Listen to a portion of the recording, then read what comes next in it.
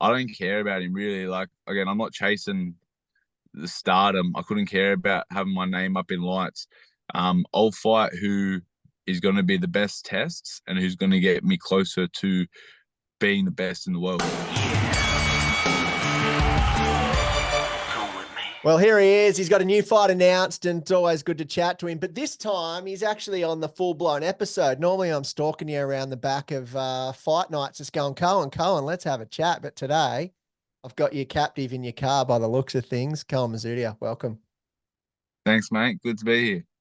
How are you? What's going on? I'm well, man. I'm locked in, dialed in, and just ready to have a go, man. Ready to fight. Um, really looking forward to this one. Everything's been on track. Good rounds, good camp. Yeah, it's gonna be a fun night. So August 28th, Nikita TSZYU, you're going to be there, the ICC. And the one thing I won't say to you is congrats, because it might just fire you up a bit. But I guess in the sense of things, you've got TV broadcasters and promoters and all. You've worked so hard to get into a position where you walk past the ICC theatre in Sydney and your face is on the side of it, which is pretty awesome. Definitely, man. Like, yeah, and I get why people were congratulating me because, as you said, it's a good opportunity. Um, it's an achievement in itself in a manner. As you said, it's earned, not given. But also, for me, like this is only the start of it. This is where I kick the door open to the bigger and better things, and I feel like I'm exactly where I belong, exactly when I'm supposed to be here. If anything, I'm behind the dial. Like really, I'm behind schedule in regards to being into these big fights, having exposure, having my name up in the lights. But all that stuff's really just nonsense and a distraction anyway to me. Um, but the opportunity, the belt on the line, um, yeah, it's definitely a great one, and I'm going to take. I'm going to grab it with both hands and both feet. There's actually a couple of belts on the line, which is good. Let me get this right. You've got the where are we? The IBF Australasian Super Welterweight title and the WBO Intercontinental Super Welterweight title, which I'm assuming can start to get you back into those rankings that you were ranked number 9 in the world. Yeah, mate. Like I didn't even. You just rattled off the names. I didn't even really hear them then, and I'm still not really interested, to be honest with you. Like, because yeah, 100%. The world rankings, world titles. That's what I'm aiming for and where I want to be. But I'm just looking forward to the battle, man. The test, um, round by round, punch by punch. Like I'm just looking forward to that fight, that punch on, and the belts and the diamonds and the stuff that goes with it. It's all semantics. It's all politics to me, really.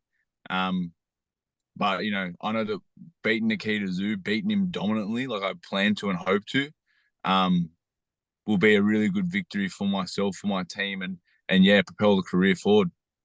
For those that don't know, the good thing about you, Cohen, is you fight with, as many do, but I can see it with you especially, is you fight with a lot of heart, a lot of emotion, and a lot of, I guess, pride and all that stuff. I'm looking at you now and I can see some car seats in the back of your car. So you've got a family that you're in there fighting for as well, which not many can say that that's the driver for them. A lot of people see it as a sport, but you see it as your life, which is awesome.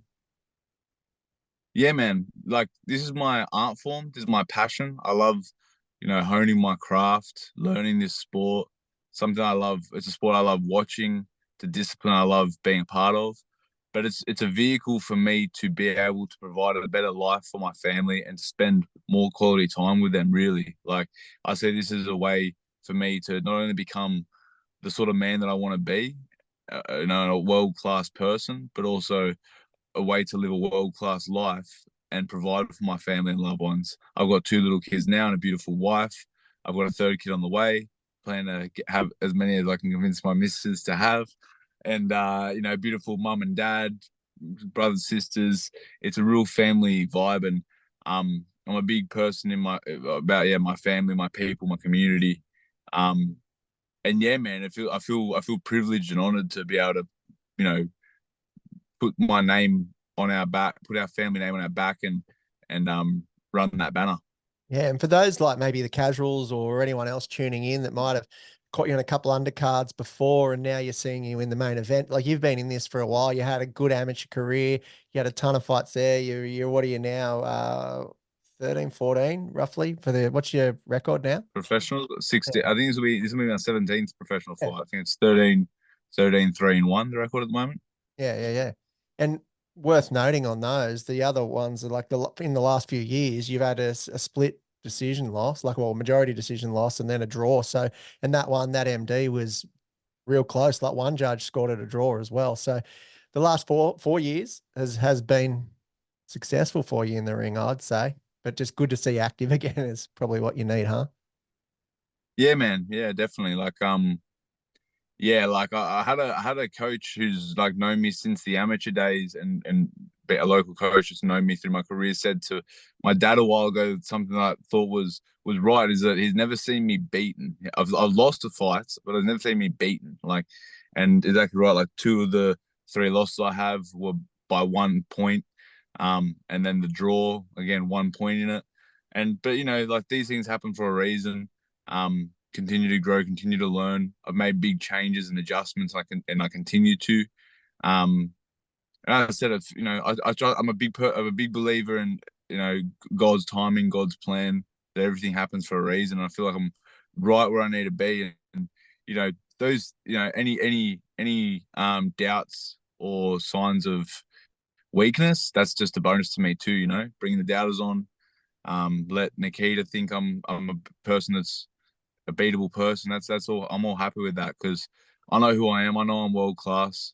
Um, this is going to be a real standout performance for me, I believe. Yeah, and obviously you've been chipping away with your newer coach, as we spoke about, Joel Keegan as well. So you've got I guess, essentially a new corner. Is this his second fight with you? Is that where we're at now? Yep, second fight. We've been there for about 8 months or so now. Yeah, and how's that going? Amazing, man. Like I said, I'm learning day by day, week to week. I feel myself learning, improving, having more of one mind between him and myself, understanding what he sees and what he wants.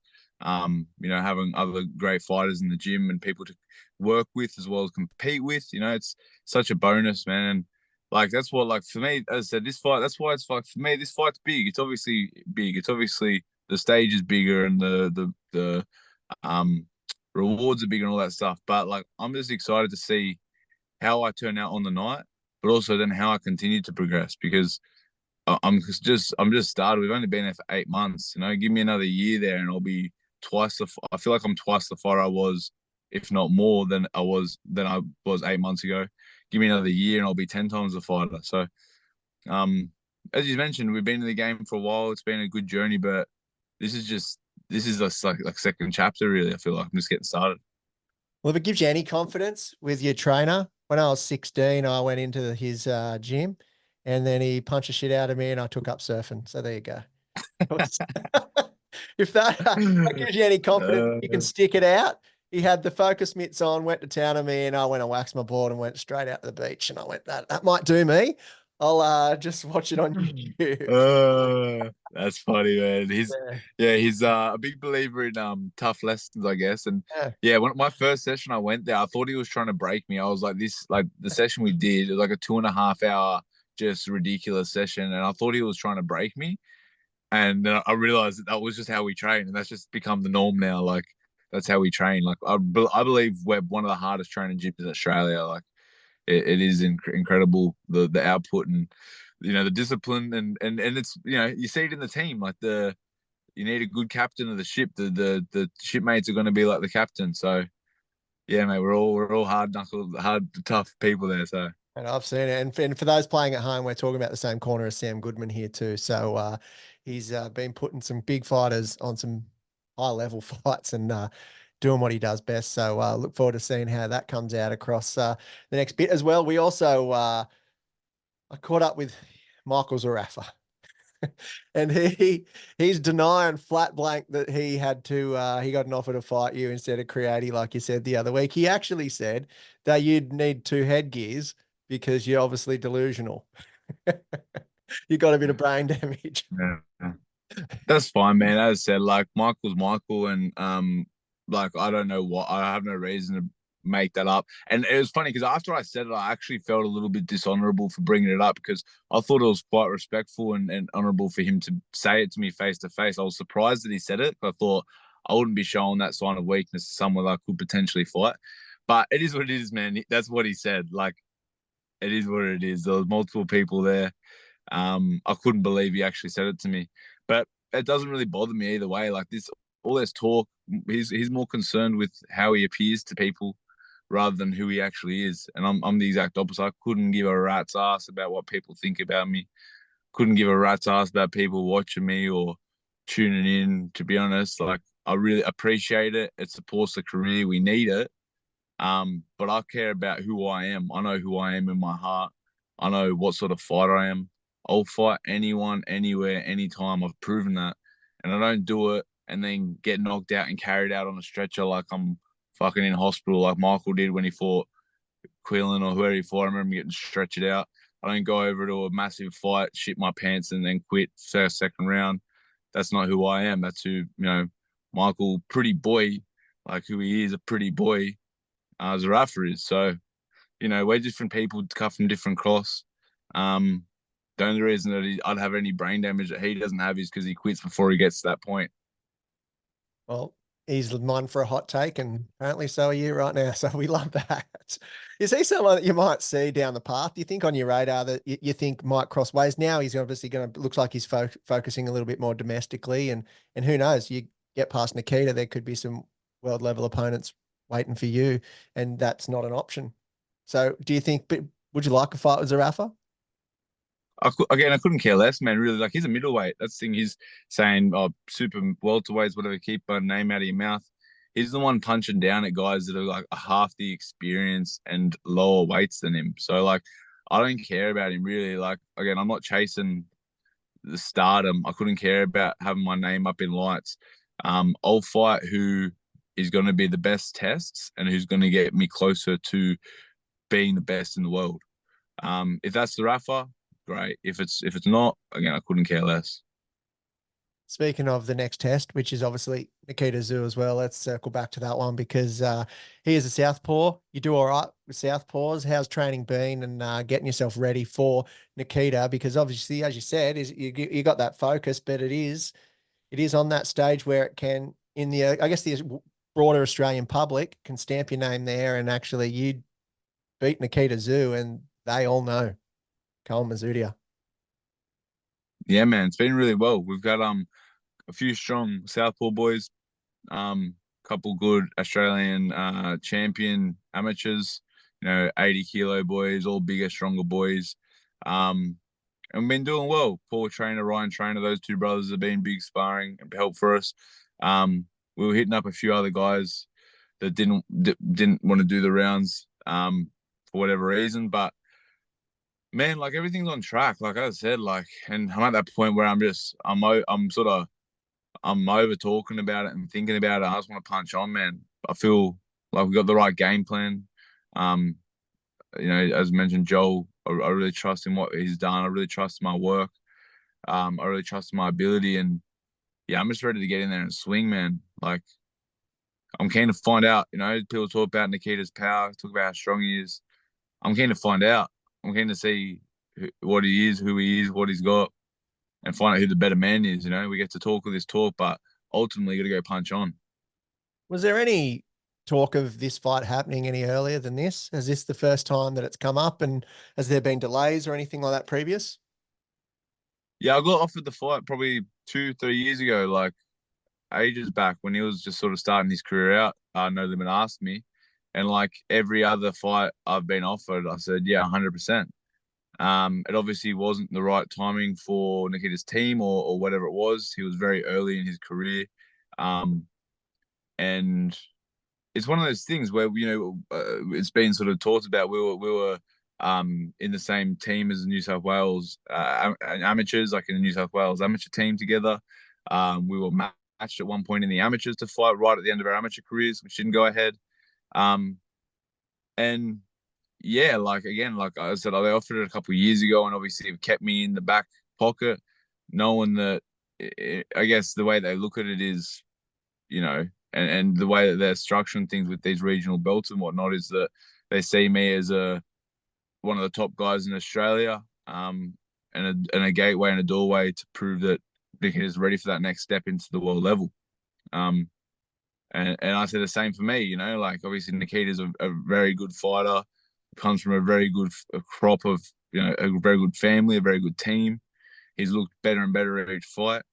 Um, he's the current Australian champion. I respect him as a man and as a fighter, and yeah, I'm just looking forward to testing myself and proving that I'm a better man. And you've obviously watched those other fights back, and there everyone's got holes. You've said that as well, but is there a plan in place where is there something that you've seen in his fighting that you're not going to tell anyone and go, actually, this is what I'm hopefully going to try and find the victory in? Yeah, well, like anyone that's followed my career knows I'm straightforward as a person. I'm a straight shooter as a person and as a fighter. Like, um, I'm not going to dance around. I'm going to fight. And I've heard Nikita say it himself, and they're aware that I have good boxing ability. I have good boxing smarts. But I'll go die on my shield if that's what it takes, happily. So, um, yeah, man, like we've got a game plan, we've got tactics, we've got bits and pieces, but ultimately I'm going out there to outgun him, outwork him, um, and I just believe that I'm going to be the stronger, better fighter on the night. Well, we look forward to seeing it August 28, the ICC in Sydney. You can still get your tickets. You can watch it on Main Event and KO. And this guy is just going to be on every promo floating around Fox Sports for the next few days, I'd say. Koen Mazoudier, we look forward to seeing you in the ring. I look forward to catching up with the fights as we always do. And it's a tough one for me because I have my favorites in the sport. Well, I shouldn't, but I do. And you're definitely one of them. And so is Nikita. So I might have to just go for a beer while the fight's on. You put me in a predicament picking that one. I can't back either. I got to go straight down the line.